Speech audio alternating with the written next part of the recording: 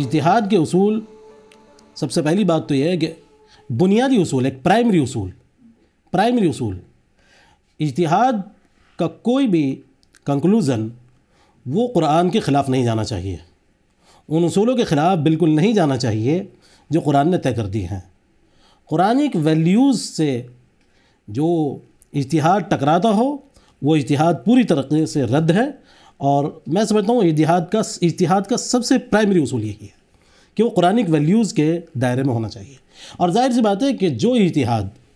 یا جو بھی اوپینین وہ قرآنک ویلیوز کے دائرے میں ہے، وہ یقینی طور پر رسول اکرم علیہ الصلوۃ والسلام کی ارشادات اور فرمودات کے دائرے میں بھی یقینی طور پر ہوگا۔ اس لیے کہ کوئی بات ایسا ممکن نہیں ہے کہ رسول اکرم صلی اللہ علیہ وسلم یعنی قرآن سے کوئی بات اگر مطابق ہو تو وہ بات رسول اکرم صلی اللہ علیہ وسلم کے فرمان کے خلاف کیسے ہو سکتی ہے؟ تو بنیادی اصول میں یہی سمجھتا ہوں کہ اجتہاد میں سب سے پہلی بات یہ ہے کہ وہ قرآن کے خلاف نہیں جانا چاہیے، رسول اکرم صلی اللہ علیہ وسلم کے ارشادات کے خلاف نہیں جانا چاہیے، اور دوسری بات اجتہاد میں زمانے کے تقاضوں کا خیال رکھنا چاہیے، اس لیے کہ اجتہاد کا جو ادارہ ہے، اجتہاد کا جو انسٹیٹیوشن ہے، وہ ہے ہی اس لیے کہ زمانے کے تقاضے کو حل کرے۔ میں سمجھتا ہوں سب سے بنیادی اصول اجتہاد کے یہی ہیں۔